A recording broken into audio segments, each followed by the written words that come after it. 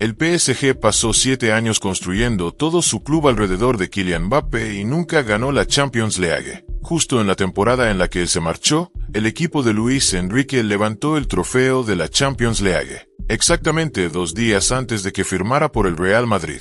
El Real Madrid levantó la Champions League no gracias a una sola superestrella, sino gracias a un equipo que resucitó contra el Bayern de Múnich, contra el Manchester City, impulsado por la fuerza colectiva y una mentalidad de nunca rendirse que ninguna estadística individual puede medir. Luego llegó Mbappé, los números aumentaron, pero el trofeo dejó de llegar. PSG, Madrid, mismo jugador, mismo resultado. En este video vamos a analizar exactamente por qué el Real Madrid empeoró después de fichar a Mbappé, y va mucho más allá de la táctica. Para entender que salió mal, primero hay que entender lo que ya existía. En la temporada 2023 a 2024, el Real Madrid ganó la Champions League y la Liga, sin un delantero centro de talla mundial reconocido, sin un 9 superestrella, sin un fichaje galáctico, simplemente con un sistema basado en la presión colectiva, las transiciones rápidas y un centro del campo capaz de controlar cualquier partido del planeta. Jude Bellingham llegando desde atrás al área, Vinicius Jr. destrozando las bandas izquierdas sin que nadie pudiera frenarlo, y en el centro de todo, Toni Kroos, jugando por delante de la defensa, con un 92% de precisión en sus pases, marcando el ritmo de los partidos como un director de orquesta que nunca apresuraba una sola nota. No solo mantenía unida la estructura del equipo, él era la estructura. Luego, Kroos se retiró, y ahí fue donde Florentino Pérez afrontó la decisión que definiría esta era. La plantilla necesitaba un cerebro, un mediocentro defensivo capaz de reemplazar el control que Kroos les proporcionaba. Alguien que gestionara los espacios entre líneas mientras Bellingham se incorporaba al ataque. Eso era lo que el fútbol exigía. En lugar de eso, la directiva invirtió en Mbappé, y eso, por sí solo, no era necesariamente un error. El problema es quién es Mbappé desde el punto de vista táctico. No funciona como un delantero centro tradicional. No suele fijar a los defensas.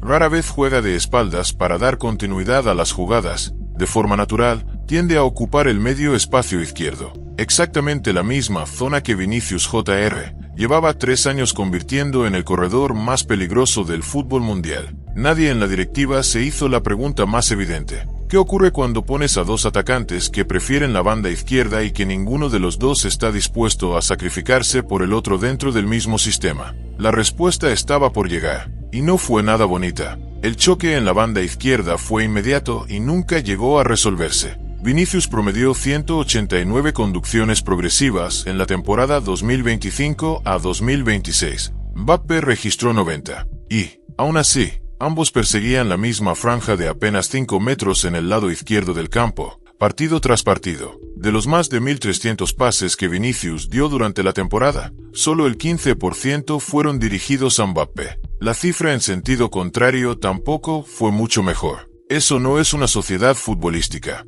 Son 2 jugadores desarrollando carreras paralelas dentro del mismo equipo. Nunca terminan de conectar, nunca terminan de confiar el uno en el otro. Ocupan el mismo espacio y terminan anulándose mutuamente. Y el jugador que pagó el precio más alto por ello no fue ninguno de los dos. Fue Bellingham. Thierry Henry lo dijo claramente en directo durante una transmisión de la Champions League. Bellingham estaba haciendo las desmarcaciones al área que se supone debe hacer un delantero centro, mientras que el verdadero número 9 se encontraba en algún punto entre el carril izquierdo y el borde del campo rival, sin presionar, sin arrastrar a los defensores, simplemente esperando. Así que Bellingham tuvo que retrasar su posición para compensar, cubrir zonas más abiertas para llenar los espacios, y como consecuencia su producción goleadora se desplomó. Un jugador que marcó 23 goles de liga en su temporada de debut pasó a convertirse en una pieza de utilidad, tapando los agujeros estructurales que generaba la presencia de Mbappé. Las cifras defensivas cuentan el resto de la historia. Las recuperaciones de balón cayeron de 46,5 por partido a 40,6. En ciertos partidos de la Champions League contra el Arsenal, el Madrid fue superado físicamente por hasta 14 kilómetros, el equivalente aproximado a disputar todo el encuentro con un jugador menos. La eficacia del Gegenpressing cayó del 29,9% al 25%, lo que significaba que cada vez que el Madrid perdía el balón en el tercio medio del campo, Los rivales disponían de una ventana limpia de 2 segundos para explotar el espacio a la espalda de un centro del campo sin cobertura protectora. Mbappé registró 9 entradas en toda la campaña de 2025. Rodrigo, un jugador con la mitad de su proyección mediática y una fracción de su contrato, registró 19 en el mismo periodo. Cuando el hombre que lidera la presión no presiona, la línea que está detrás del tampoco puede sostenerse. Y cuando esa línea no se mantiene y no hay un mediocentro defensivo protegiéndola, el equipo se ve obligado a defender en una situación de emergencia constante.